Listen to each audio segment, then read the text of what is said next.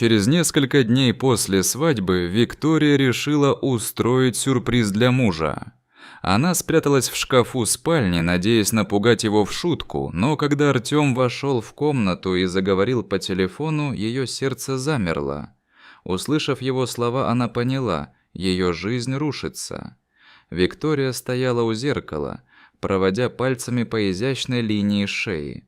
Отражение показывало красивую женщину с легкой улыбкой, но внутри все бурлило.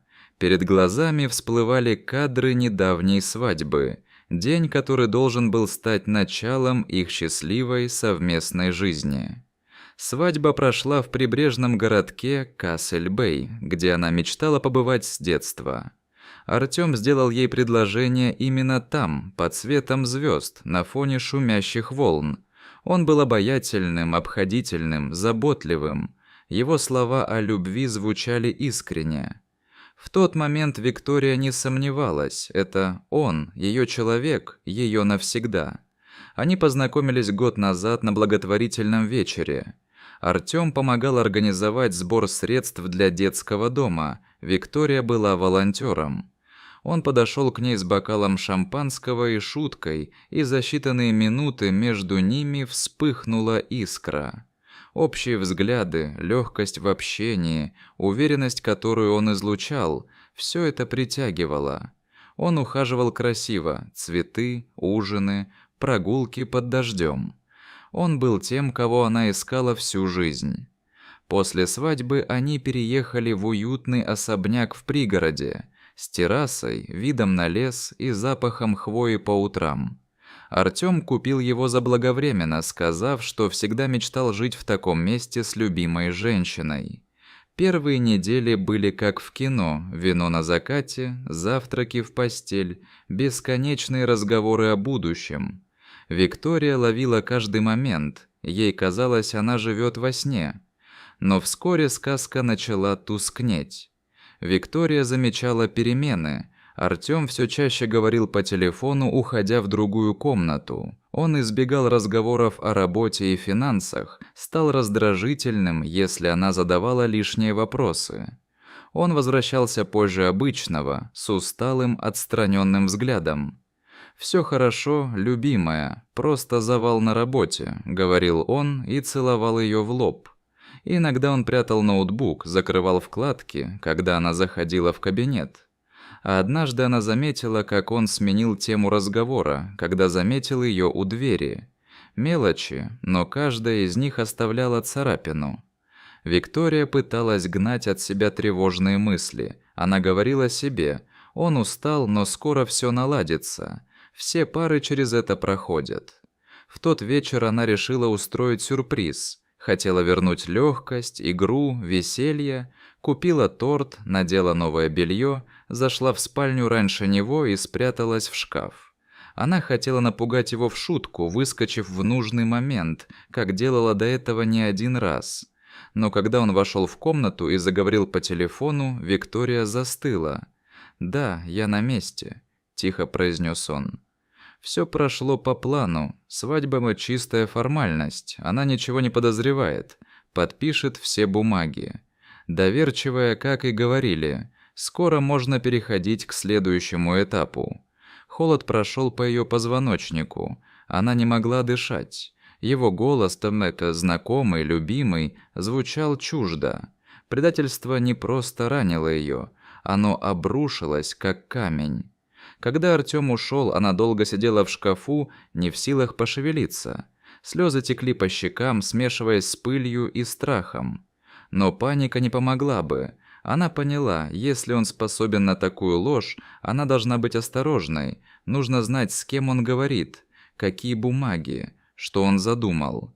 Она вытерла слезы, встала перед зеркалом и натянула улыбку. Теперь началась игра. Она будет той, кого он хочет видеть, чтобы выиграть время и раскрыть правду.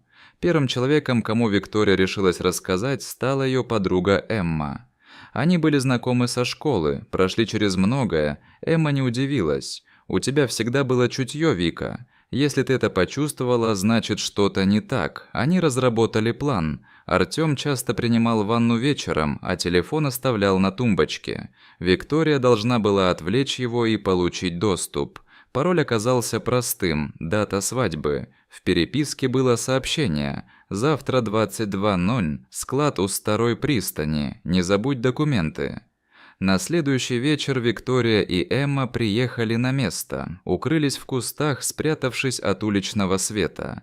Сердце Виктории колотилось так, что она боялась. Звук может выдать их.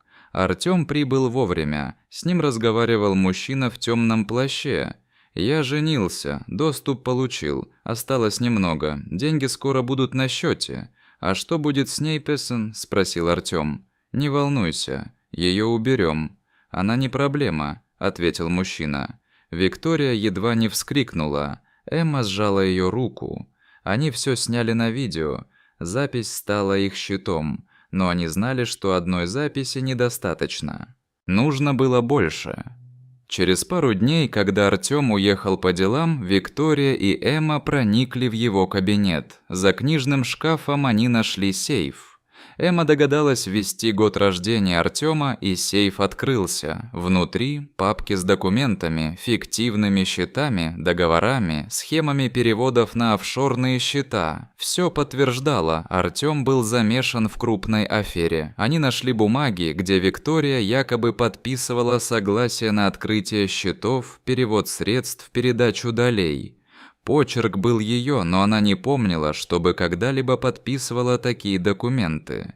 Он подсовывал их под видом любовных писем, формальностей брачного контракта. Она отсканировала все бумаги и обратилась в полицию.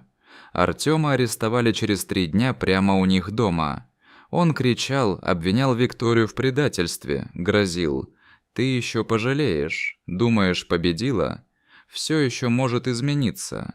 Но было поздно. Следствие подтвердило, он обманывал не только Викторию, но и десятки людей. Использовал женитьбу, чтобы получить доступ к финансам, подкладывал бумаги для подписи, маскируя их под брачные соглашения. Суд длился несколько месяцев. Виктория проходила через него как по битому стеклу, но не сдавалась. Артёма приговорили к 9 годам лишения свободы. Дом, в котором они жили, больше не был домом. Виктория продала его и переехала в другой город. Она начала терапию, занялась йогой, устроилась работать в маленький книжный магазин. Люди, книги и тишина помогали ей вернуть себя. Иногда она просыпалась ночью в холодном поту с ощущением, что Артём рядом. Иногда ей снились свадьба и шкаф, но с каждым днём было легче. Через год она поехала в Кассель-Бэй, туда, где началась сказка. Она смотрела на океан и чувствовала, как ветер уносит остатки боли. Любовь, которую она чувствовала, была настоящей, но человек, к которому она её испытывала, нет. И как бы страшно ни было, она снова научится доверять. Сначала себе, а потом, возможно, и кому-то ещё. Дорогие зрители, что вы думаете об этой истории? Расскажите, пожалуйста, в комментариях. А если вам понравилось это видео, то ставьте лайк и подписывайтесь на наш канал. До свидания.